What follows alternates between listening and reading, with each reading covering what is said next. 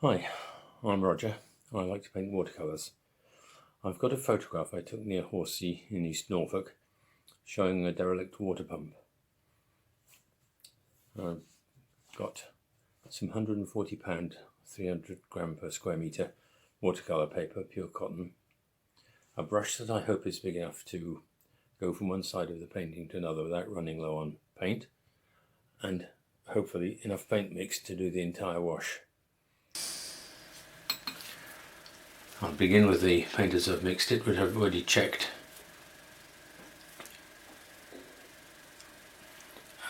On a scrap piece of paper.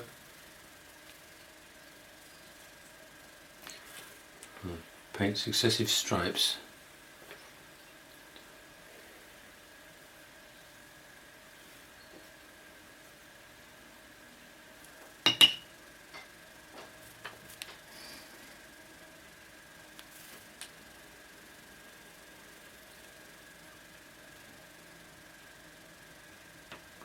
which should merge into one another as the paint diffuses down the paper. Need plenty of liquid in the brush.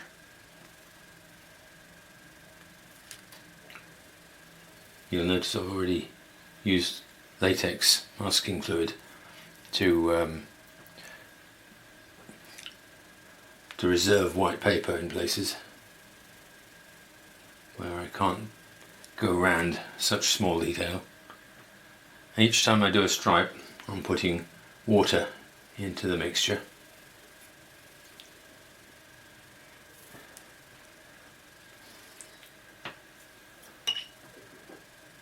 To graduate the wash.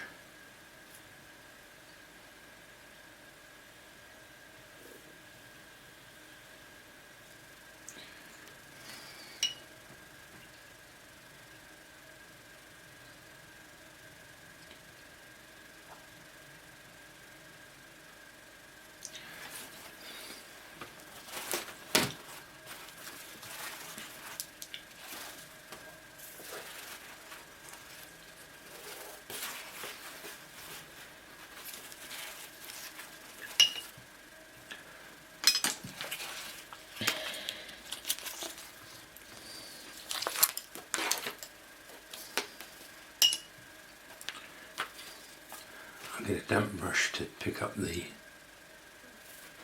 bead that forms at the bottom.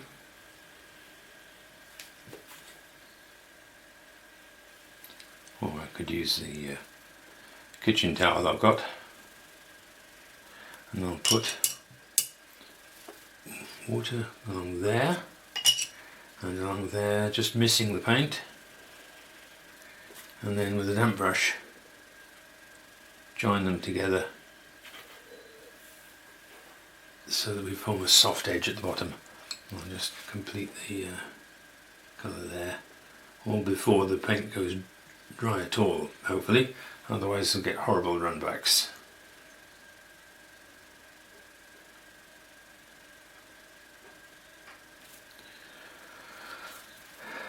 Now if I want to pick out some of the some of the blue from the windmill, I can reduce it to some extent.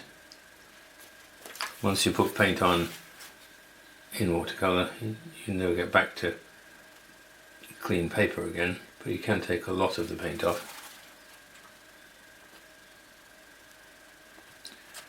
And there we have the first wash.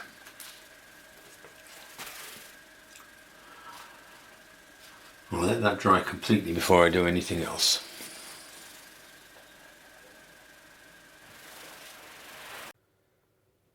Now that the sky is dry, I've got a mixture made up of mostly burnt sienna, a little ultramarine, and some lemon yellow. It gives me a colour much like yellow ochre, but in transparent pigments. And I begin at the horizon. It doesn't really matter this time because it's going to be a flat wash. It doesn't matter which way I have the paper sloping. It's always got to be starting at the top and working down the slope. But since it's a flat wash, I can arrange the paper which way up I like. This is the base colour of the reed bed. Same colour as yellow ochre but transparent pigments.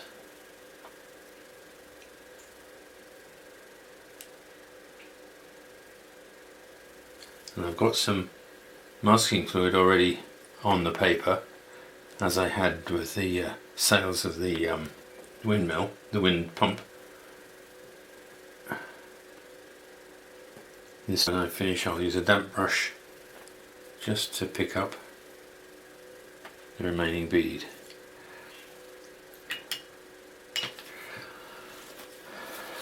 So there's a flat wash. Just pick up the excess paint there, and again let that dry completely before I do anything else.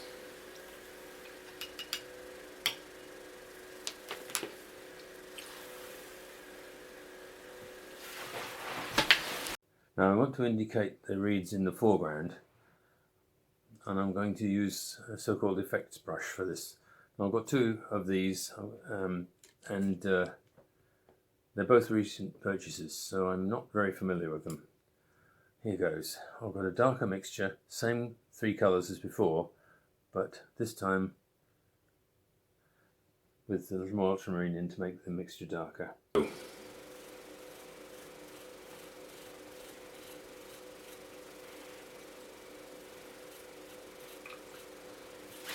don't like that.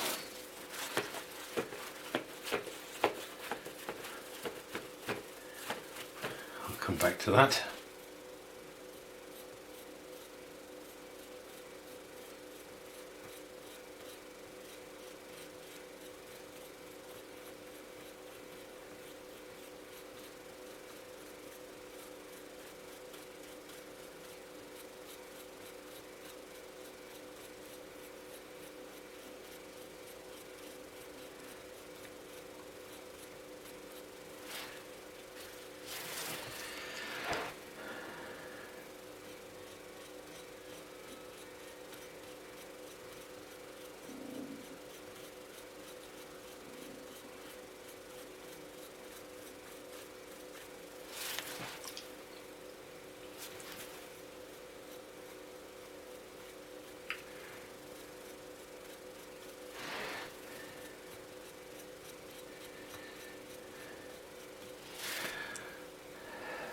And once again I'm going to let that dry.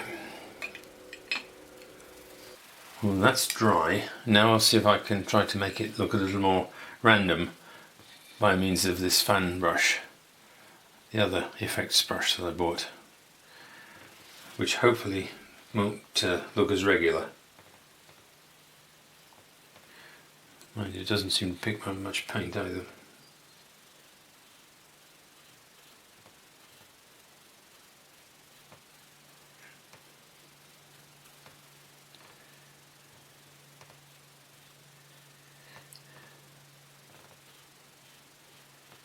Also produces finer lines.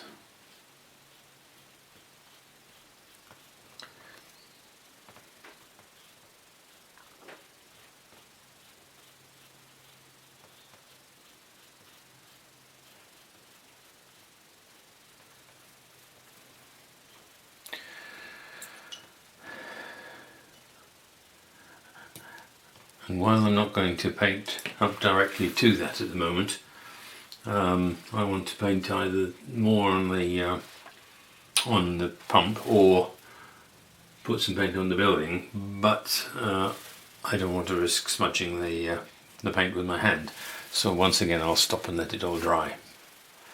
For the moment, now that the reed bed's dry, I'm going to leave it, although I know I'll have to come back to it, and I'm going to use somewhat dilute burnt sienna for the building on the left.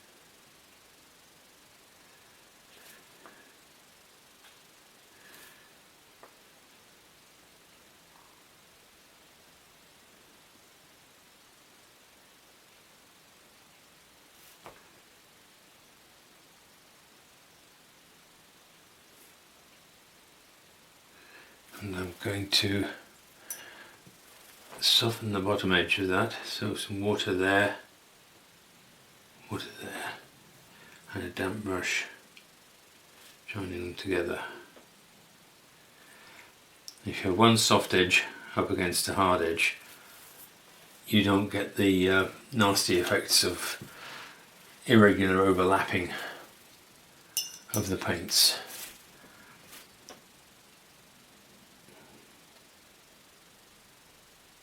And soften that edge a little bit for the same reason. Now I'm going to darken the shadowed end of the building and the shadowed parts of the water pump. So I've mixed up a fairly dark mixture of ultramarine and burnt sienna.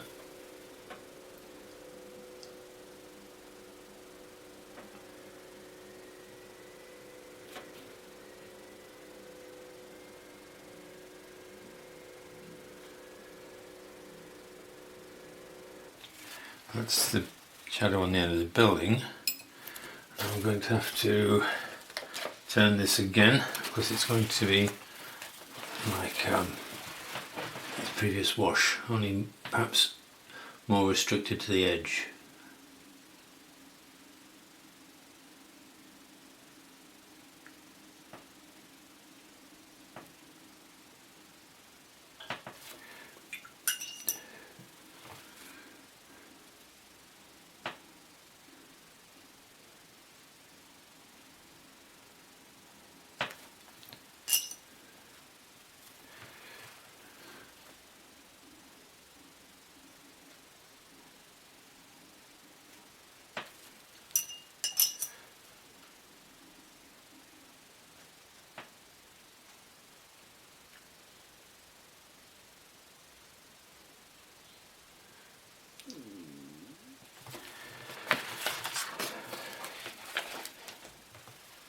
There we are.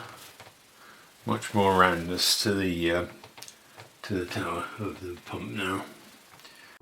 Now I think I'm ready to add some shadows to the tower and then begin the trees.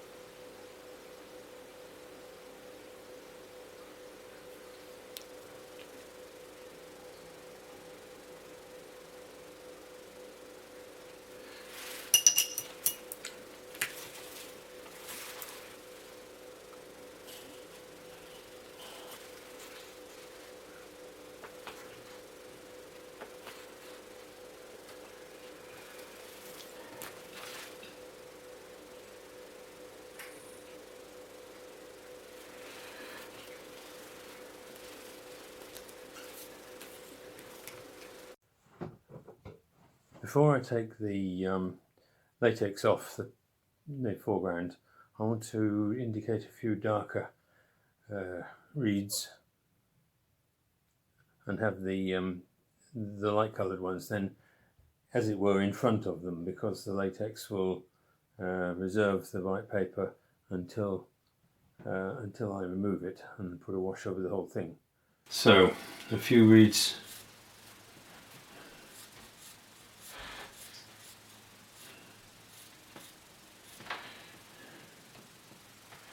with a fine brush.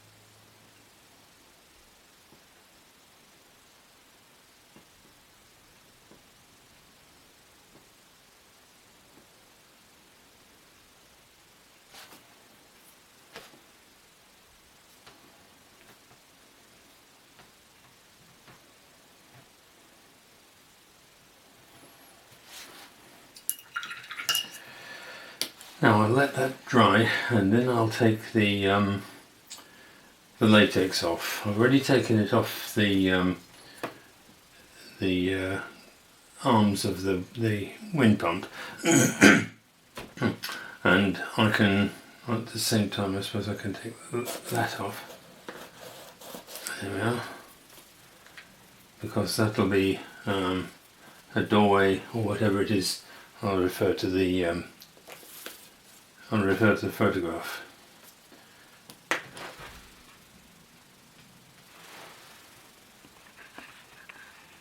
Just rub the latex off the paper. If you leave latex on too long, it gets too good a grip on the paper.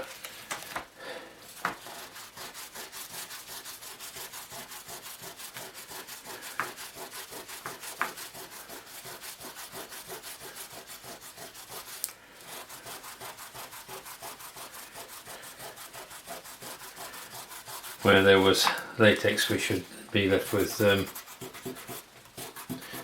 blank white paper. And so when I've brushed the remains of latex off, I can put a wash over the whole thing, a light yellowish wash, and that will, of course, it will affect the colour of the rest of the reed bed, but it will give me the colour I want on the reeds. And if I've not put too much paint on the reed bed to begin with, that should be fine. Okay, now I'll put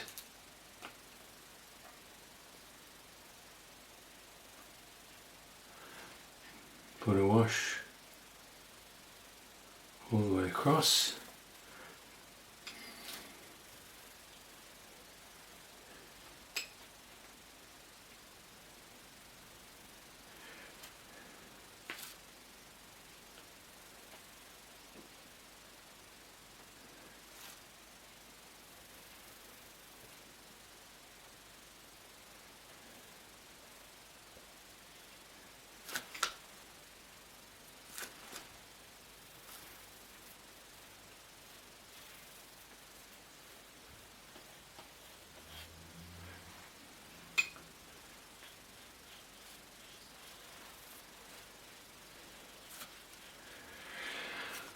I want a dark colour for the doorway into the mill.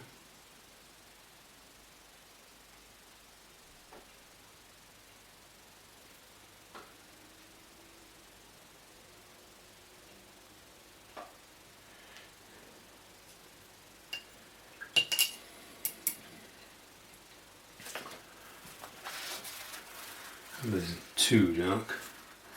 Well, that will lighten it.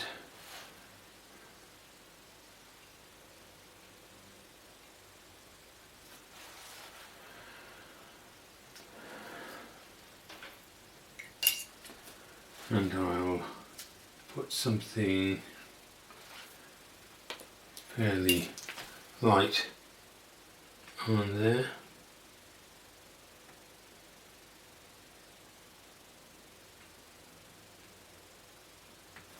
So it isn't blank white.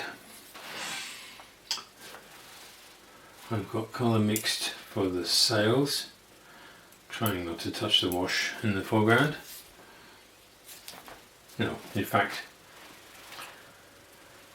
I've got a colour mixed for the spars, the very much deteriorating wood of the sails. See how it looks.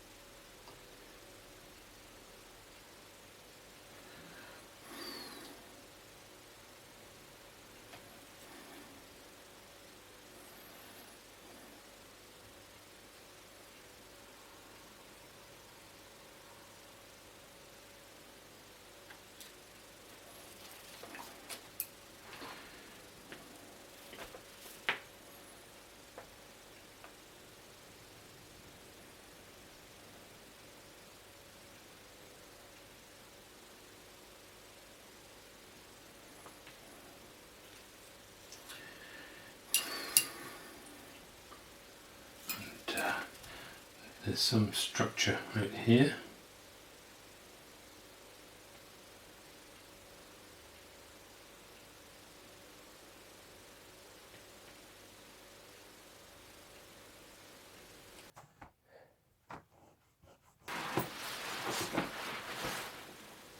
Well, now I'll look to put some fine lines on, if I can, to indicate the tiles on the roof of the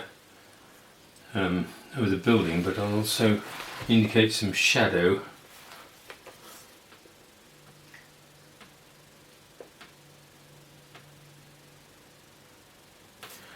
although it's not very apparent on the photograph. There is something there, and I'll try to put in very, very fine lines to well, a thicker one there,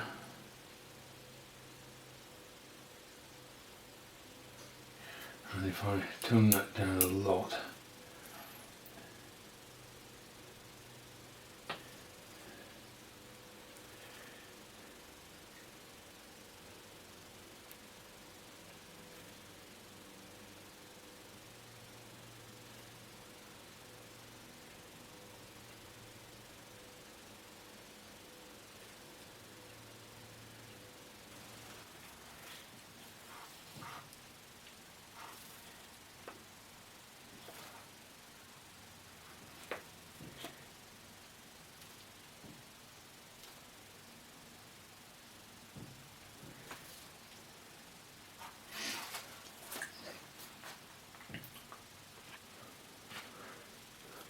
and there we have the finished painting. I put a few light touches on it, and that's the final result. Thank you.